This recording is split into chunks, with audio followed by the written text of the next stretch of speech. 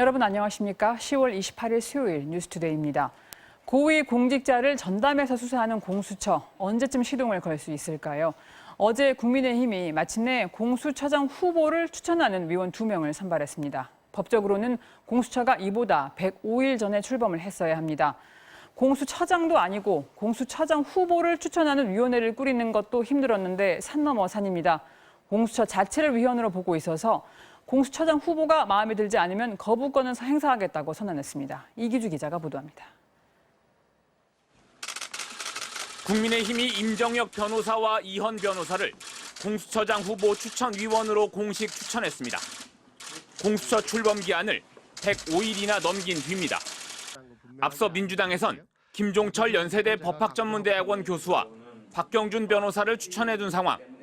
이로써 법무부 장관과 법원행정처장, 대한변호사협회장 등 당연직 3명을 포함한 7명의 추천위원회 구성이 뒤늦게 완료됐습니다. 공수처장 후보를 정하려면 이 7명 가운데 6명의 찬성을 얻어야 합니다. 국민의힘은 적극적인 거부권 행사 가능성을 시사하며 야당이 거부하지 않을 후보를 찾으라고 엄포를 놨습니다. 우리가 비토하지 않을 흠 없는 중립적이고 독립적인 후보를 찾아내기를 바랍니다. 그러지 않고 이것은 거부권이 보장돼 있기 때문에 또 공수처로는 라임 옵티머스 사건의 진상을 밝혀낼 수 없다며 규탄 대회까지 열어 특검 도입을 촉구했습니다. 민주당은 공수처를 다음 달까지 출범시키겠다며 야당의 거부권 행사 가능성을 경계했습니다. 야당이 계속 지연 전술을 쓰면 공수처법을 고쳐 의결 정족수를 조정하겠다는 건데 당 지도부에선 야당의 거부권을 3번까지만 참겠다는 말이 나왔습니다. 자격이 되는데도 불구하고 3번까지 만약에 이걸 한다 그러면 저는 이거는 법적, 제도적으로 치유를 해야 된다고 봅니다.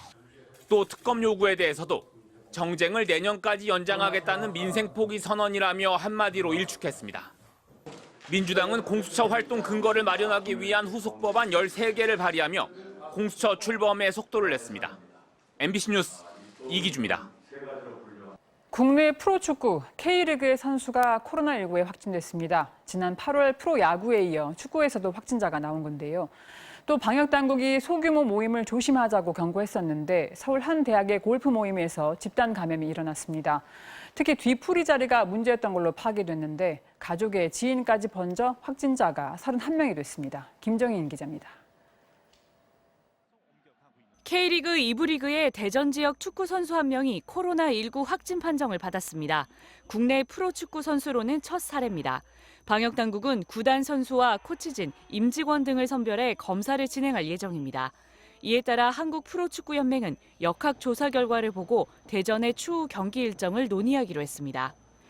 친목 골프 모임에서 발생한 집단 감염 확진자도 늘어나고 있습니다.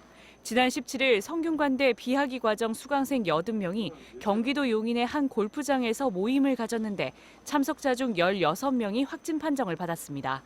특히 참석자 중 20명이 뒤풀이로 식사를 했는데 여기에서 집중적으로 확진자가 발생했고 가족과 지인까지 추가로 감염되면서 모두 31명이 코로나19에 감염됐습니다. 라운딩도 어떤 접촉 경로가 될 수는 있겠지만 또 이제 운동 이후에 식사 모임도 있었고 그 식사 모임에 참석하셨던 분들 중에 확진이 된 것으로. 대전 서구의 한 가정 어린이집에서도 만 2살이 안 된 원아 2명과 교직원 4명이 확진됐습니다. 여기에 가족 등 3명이 감염되면서 어린이집 관련 확진자는 모두 9명에 달하고 있습니다. 어제 코로나19 신규 확진자 수는 88명. 방역당국은 거리두기 완화로 최근 소규모 모임이 늘어나고 있다며 환자의 70~80%가 수도권에 집중되어 있어 집단 유행의 위험을 안고 있다고 경고했습니다. MBC 뉴스 김정인입니다. 미국과 중국 두 나라의 갈등이 깊어지는 가운데 문재인 대통령 통일외교안보 특별보좌관이 우리나라가 처한 입장에 대해 우려를 나타냈습니다. 제1동맹인 미국과 전략적 경제 파트너인 중국 사이에서 딜레마에 빠질 수 있다는 건데 자세한 내용 윤효정 기자가 전해드립니다. 한국이 미국의 반중국 군사훈련에 동참할 경우 중국은 한국을 적국으로 간주할 것이다. 문정인 대통령 통일외교안보 특별보좌관의 분석입니다.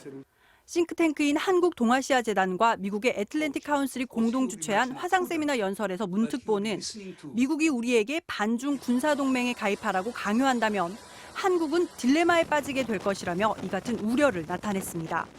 United States is our number one ally, while China is our strategic cooperative partner. Therefore, our priority goes to the United States.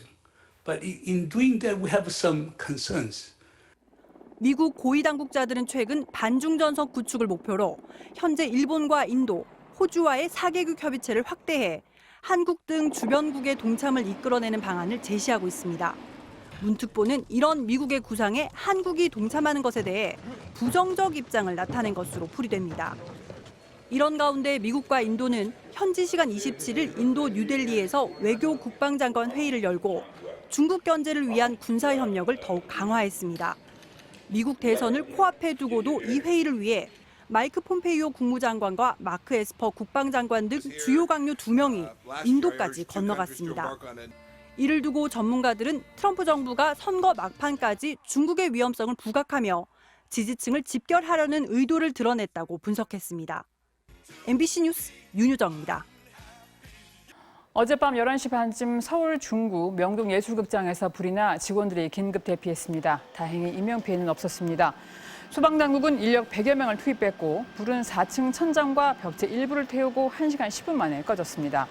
경찰과 소방당국은 화재 원인과 피해 규모를 조사하고 있습니다. 명동예술극장은 지난 1936년 개관했고 서울시가 10월에 미래유산으로 선정한 바 있습니다.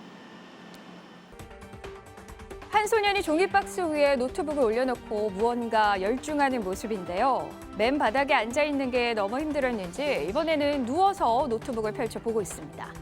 뉴멕시코주 로스웰의 한 초등학생이 무료 와이파이를 이용하기 위해 잠긴 학교 건물 밖에서 수업을 듣는 모습이라는데요. 10살 소년은 부모님의 실직으로 인터넷 요금을 낼 수 없게 되자 온라인 수업을 들을 수 없게 됐다고 합니다. 하지만 집 앞 학교에 가면 무료 와이파이를 이용해 수업을 들을 수 있다는 걸 소년은 알게 됐다는데요. 이러한 사연이 알려지자 인터넷 모금 사이트를 통해 무려 3천만 원이 넘는 돈이 모금됐고 현재 소년은 집에서 온라인 수업을 듣고 있다고 합니다.